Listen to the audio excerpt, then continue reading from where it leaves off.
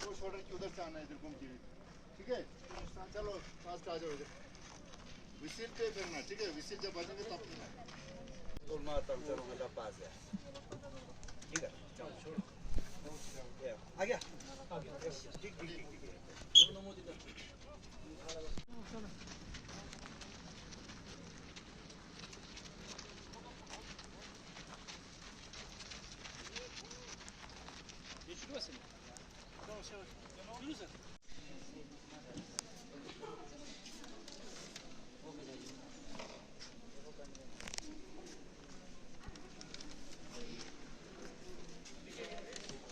समय एसआई का रिक्रूटमेंट चल रहा है और काफ़ी इंतज़ार रहा है यूथ को, क्योंकि जॉब की जिस तरह क्राइसिस कहा जाता है, वही पुलिस हमेशा रिक्रूटमेंट रैलीज जो है बीच बीच में कराते हैं। तो क्या कुछ कहेंगे इस एसआई रिक्रूटमेंट को और किस तरह चल रहा है?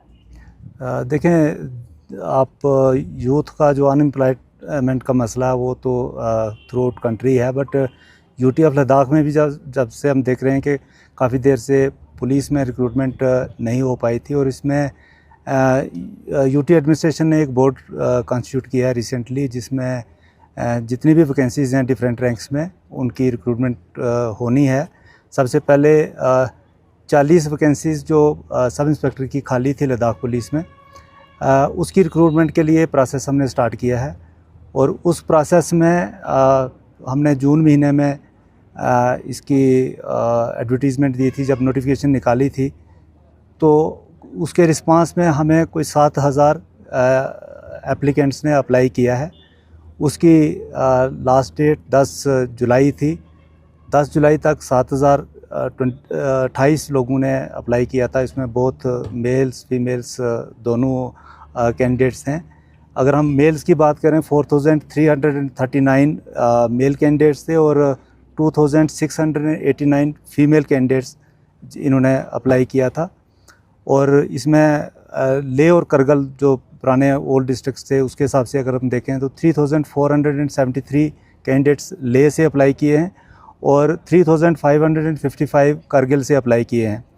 तो इसमें एक ट्रांसपेरेंट रिक्रूटमेंट प्रोसेस होता है, वो हम अडॉप्ट कर रहे हैं। इसमें 2 मेन फेसेस होते हैं। पहला फेस होता है हम इनका physical measurement and physical endurance test लेते हैं। जो लोग ये क्वालिफाई कर जाते हैं दोनों पैरामीटर्स, उनको फिर हम रिटन टेस्ट के लिए बुलाएंगे, और रिटन टेस्ट जो है वो शॉर्टली जब ये प्रोसेस कंप्लीट हो जाता है, हमने अभी 30 जुलाई से इनका जो इनका फ़िज़िकल मेजरमेंट है और फ़िज़िकल एंड्योरेंस टेस्ट है वो 30 जुलाई से हमने लेह में स्टार्ट किया था। कल वो यहाँ पे परसों 4 तारीख को वो यहाँ ख़त्म हो जाएगा, और फिर उसके बाद 6 से लेकर 10 तक हम करगिल में यही टेस्ट करेंगे। फिर इमीडिएटली इनका रिज़ल्ट निकाल देंगे। इनफैक्ट रिज़ल्ट तो इनका साथ साथ में निकलता जाता है। और उसके बाद फिर हम इनका जो कैंडिडेट क्वालिफ़ाई करेंगे, इस स्क्रीनिंग से निकलेंगे, उसके बाद फिर हम इनका रिटन टेस्ट लेंगे, और रिटन टेस्ट के बाद मेरिट पर उनकी लिस्ट बनेगी और फाइनली जो उनकी सिलेक्शन है वो कंप्लीट होगी।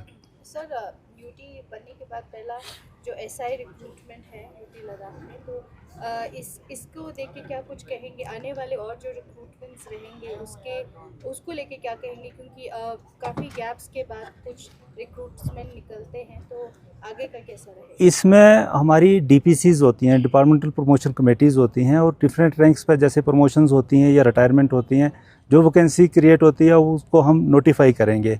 और पुलिस में जैसे आप जानते हैं कि 3 लेवल पर रिक्रूटमेंट होती है। एक गेजेटेड लेवल पर होती है जो आईपीएस या जो यूटी लेवल का या स्टेट लेवल का एग्ज़ाम होता है उसके थ्रू होती है, जो डीएसपी लेवल पर रिक्रूटमेंट होती है। दूसरी सब इंस्पेक्टर लेवल पे होती है, और तीसरी डायरेक्ट रिक्रूटमेंट कांस्टेबल लेवल पे होती है। कांस्टेबल की भी वैकेंसीज हमने वर्कआउट करी हुई हैं, और इमीडिएटली मुझे लगता है 1 या 2 महीने के अंदर अंदर उसकी भी नोटिफिकेशन आ जाएगी। और इसके अलावा जो तीसरी होती है, हमारे पास फोर्स मल्टीप्लायर होते हैं, एसपीओज करके होते हैं। जैसे ही नए डिस्ट्रिक्ट्स बने थे उसमें हमने काफ़ी नंबर, जितना हमारे पास वैकेंसीज अवेलेबल थी, उसमें एसपीओज भी हमने रिक्रूट किए। सर, तो कल जिस तरह सोशल मीडिया में ये दिखाया जा रहा था कि जो अभी रिक्रूटमेंट यहाँ पे चल रहा है कुछ इसमें कुछ ट्रांसपेरेंट उतना खास नहीं है बोल रहे हैं, उसके बारे में क्या कहें? इसमें मैं आपको रिक्वेस्ट करूंगा कि आप देख लें इस प्रोसेस को। इसमें यूटी गवर्नमेंट की तरफ से ऑलरेडी एक सिविल न्यूट्रल ऑब्जर्वर लगे हुए हैं और ये जो प्रोसेस है ये सारे का सारा टेक्नोलॉजी ड्रिवन है। और आप देख रहे हैं जो भी आप किसी एक पैरामीटर की बात करें, जब कैंडिडेट आता है तो उसका हम आइडेंटिफाई करके उसकी बायोमेट्रिक कराते हैं। और सबसे पहले अगर हम हाइट मेयर करते हैं तो वो भी मैनुअल नहीं है, वो भी थ्रू कंप्यूटराइज्ड डिवाइस है, उसके साथ हम उसको मेयर करते हैं।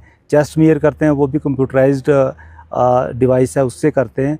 फिर उसके बाद ग्राउंड में जो है वो इनको RFID के एक जैकेट पहना देते हैं और RFID चिप के द्वारा जो उन्होंने राउंड लगाने होते हैं उनका जो रिज़ल्ट है वो मैनुअल नहीं निकलता, वो कंप्यूटर ही निकालता है, उसमें कहीं कोई स्कोप नहीं होता है। उसके बाद जहाँ पर आपके लॉन्ग जंप का काउंटर बना है या शॉट पुट का है या पुशअप का है, वहाँ सारे के सारी चीज़ें जो है मॉनिटर्ड हो रही हैं थ्रू CCTV कैमरास और कहीं कोई स्कोप है ही नहीं है। जो बच्चे जाते हैं, जो जहाँ फेल होता है या पास होता है, वो सेटिस्फाई होकर यहाँ से जाता है, उसमें कहीं स्कोप ही नहीं किसी की ह्यूमन इंटरफेरेंस का या किसी की हेल्प करने का या किसी को डिस्क्वालीफाई करने का।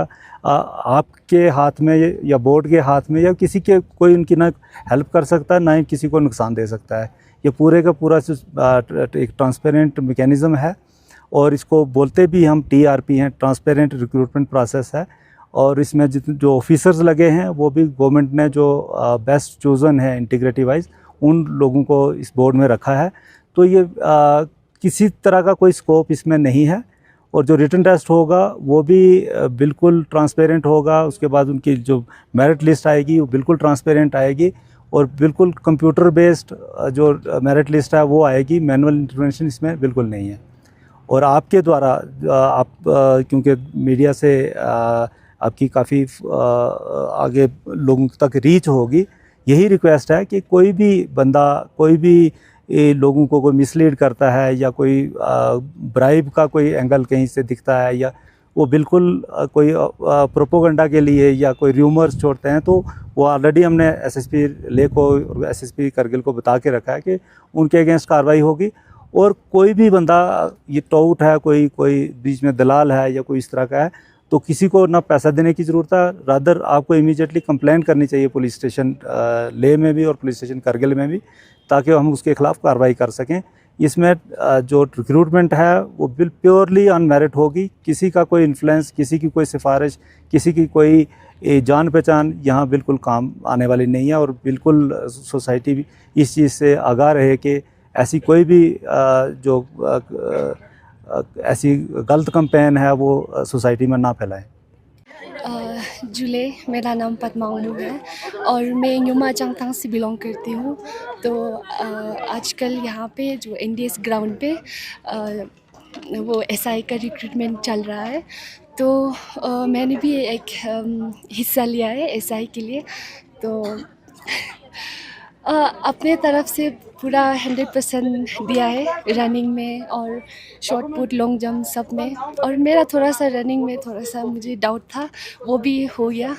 और हमारे लद्दाखियों के लिए अभी आजकल जो है जॉब के क्राइसिस बहुत ज़्यादा बढ़ गया है, तो इसलिए मेरे ख्याल से लद्दाखियों के लिए ये SI का जो रिक्रूटमेंट है वो सही है। जी, जैसे आपने कहा जॉब की क्राइसिस है, तो जी। और ये आपके लिए एक उम्मीद का किरण है कि अभी SI का जॉब निकला, तो क्या कुछ प्रैक्टिस क्या आपने किया है इसके लिए? कितने दिनों से किया है, महीनों से किया है? जी, मैंने उतना प्रैक्टिस नहीं किया। मैं जम्मू में पढ़ती थी, नहीं पढ़ती हूँ आज। तो मैं पहले 2-3 दिन जम्मू में किया था। वहाँ पे आसानी से रनिंग हो जाता है कि 5:30 तक तो पूरा कंप्लीट हो जाता है। बट यहाँ में जो यहाँ लद्दाख में ना हाई एल्टीट्यूड की वजह से थोड़ा मुश्किल रहता है। फिर मैंने भी 4 दिन यहाँ स्पीतुक के ग्राउंड पे थोड़ा प्रैक्टिस की। जी, बहुत सारे हमने सुना है कैंडिडेट्स हैं, तो जी। क्या लग रहा है? नर्वस हो? उम्मीद बहुत है कि आपने 100% दिया? कैंडिडेट्स तो बहुत ज़्यादा है, कंपटीशन भी बहुत ज़्यादा लग रहा है मुझे। तो मैं अपने तरफ से पूरा 100% दिया। और उम्मीद करती हूँ कि अभी रिटर्न भी हो जाए। जी।